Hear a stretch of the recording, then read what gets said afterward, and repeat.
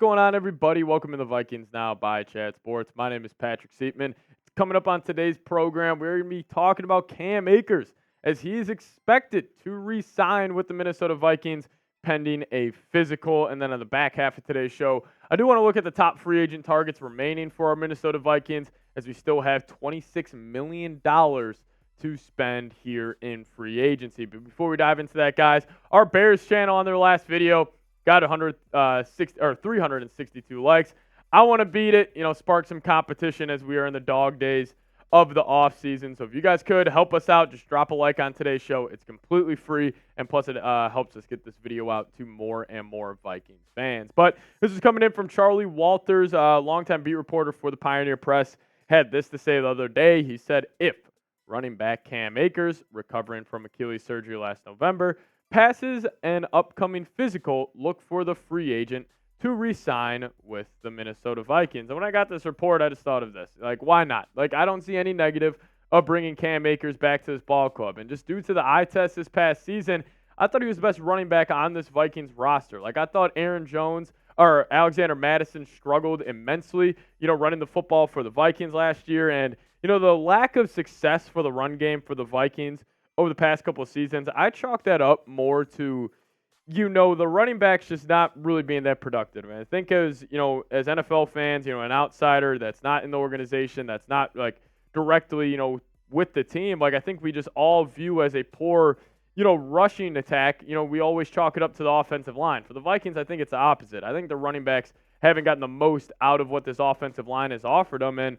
listen, they're going to definitely need to improve that run game. I mean, under Kevin O'Connell, it has been a disaster trying to run the football. They've been a finesse football team. There hasn't been, no sense of physicality with this group. And, if the Vikings do need to improve anything around this offense and, frankly, just the entire team, the rushing attack has to be on top of the priority list. I mean, ranking 27th and 29th in the league over the past two seasons. But I will make this note, like, it's not like the Vikings offense last year as a whole, was that bad. And, I think not having a run game was a big part of it. But you also think about the injuries. Like, Kirk Cousins obviously missing majority of the year. That was a huge loss. And then you also had Christian Darrisaw missing time. Justin Jefferson missed 9 games. Like, they had key pieces of this offense, not in the group this past season. You're still able to be, somewhat productive, like 10th in yards per game, 17th in plays per game, and then 10th in yards per play. Then also that kicker at the bottom. Bad quarterback play, injuries, and then also averaging 2.0 turnovers per game was a big reason why this offense, wasn't as successful as it should be. But the addition of Aaron Jones, I think, is going to be key for this ball club. And, he was the best running back in the NFL from Week 16 on last season, according to rushing yards over expected. And, rushing yards over expected, PFF, Next Gen Stats, actually, they determine how many rushing yards a back should get on a certain play. And then if they exceed that expectation, you get a plus. Obviously, if you go negative, you get negative. But from Week 16 on, Aaron Jones, plus 151 yards. Josh Allen, actually, funny enough, quarterback for the Bills. He was at plus 97, just insane to think about. Then you got guys like James Conner, Derrick Henry, and Isaiah Pacheco rounding out the rest of that group. But no doubt about it, Aaron Jones, he's going to bring some juice. He's going to bring some talent to this backfield. And just hopefully the Vikings, like even if they're, in that 15th to 20th range, rushing the football, they should still be, incredibly effective as a whole on offense. But what about a guy like Ty Chandler? And I think he gets slept on a lot because, we've been waiting on this breakout year for Ty Chandler. And, last season he wasn't bad at all. I mean, 102 carries, 461 yards, found the end zone 3 times.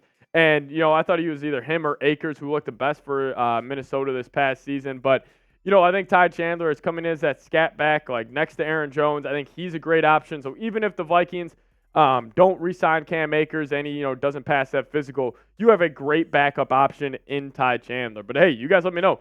Would you re-sign Cam Akers? Give me an S for sign or a P for pass out in the comment section. If I had to call it, I'd probably be typing my S for signs. I really don't see a negative about it. Just, more running backs in that backfield, keep the legs, fresher and healthier. I think there's, no negative about that. But coming up next on the show, I do want to look over the top free agents remaining with $26 million still to spend in free agency. Could they look corner? Could they look defensive line? Or even maybe wide receiver 3. We'll talk about that here in a second. But first, I do want to give a big-time shout-out to today's sponsor where you guys could go get yourself a J.J. McCarthy jersey today. Head to chatsports.com.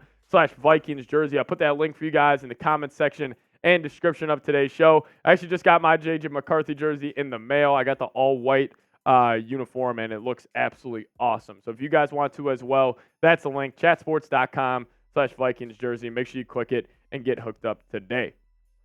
All right, let's break it down. My top 5 free agents remaining. Number 1, no doubt about it, is Stephon Gilmore. And we've talked about him countless times here on the channel. I think he would be, the best addition for this Vikings team heading into the next season for, 2 reasons. We could start with on the field.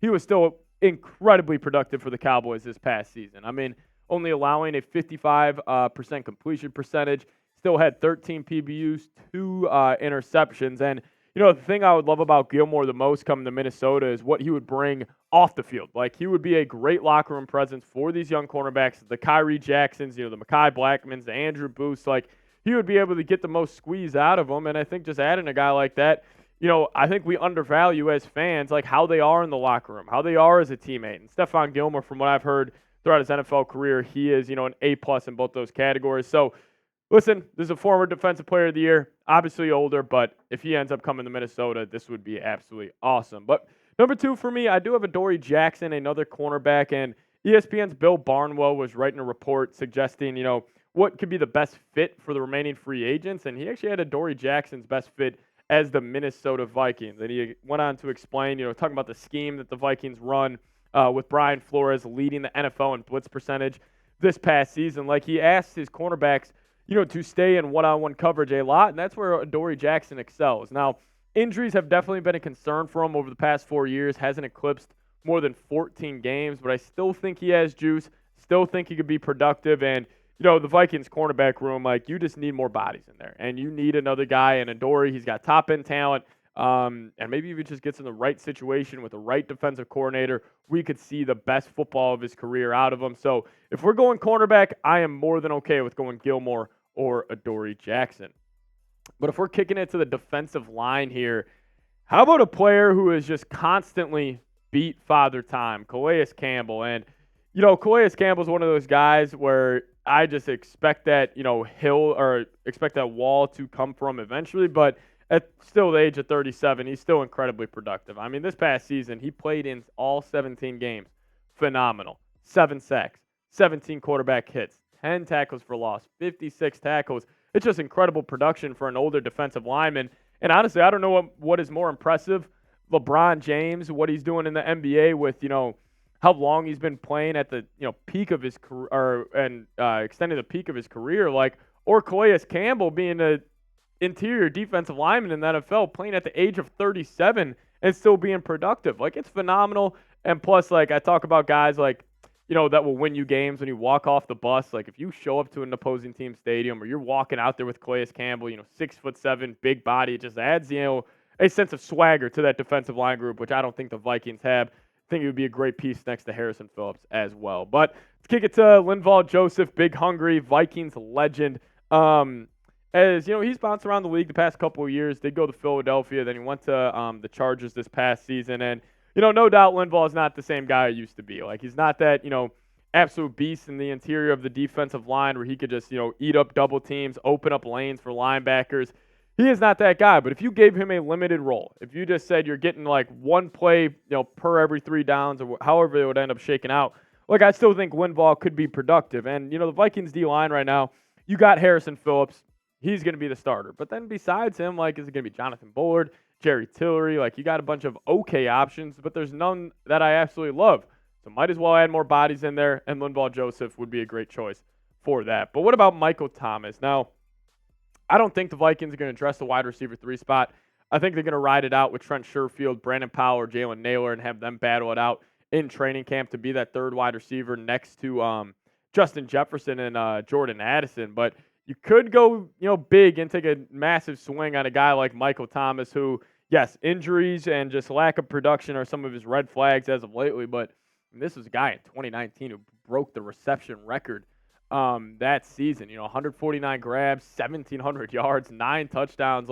He has just been absolutely fantastic over his past couple of years. And, if I had to make the decision on if the Vikings should bring in another wide receiver 3, I would probably say no. Let the guys duke it out. Let the Jalen Naylors, let the Brandon Powells, let the Trent Sherfields, really battle it out for that position in camp. And, you could go another direction, like a Hunter Renfrow type of player. I could see the Vikings maybe targeting him.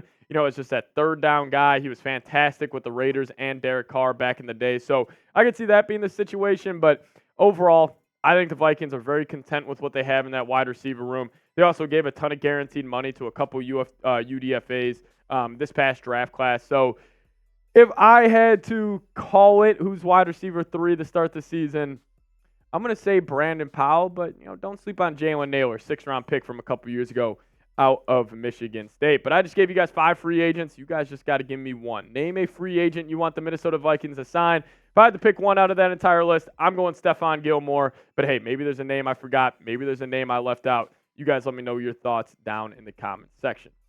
As always, guys, if you guys want more Vikings content on your Twitter timeline, give me a follow over there at Pat Sieps. The link for that is in the comments and description. If you guys do so, I'll give you a follow back. But thank you guys so much for watching today's show. See you next time. As always, Skol Vikes.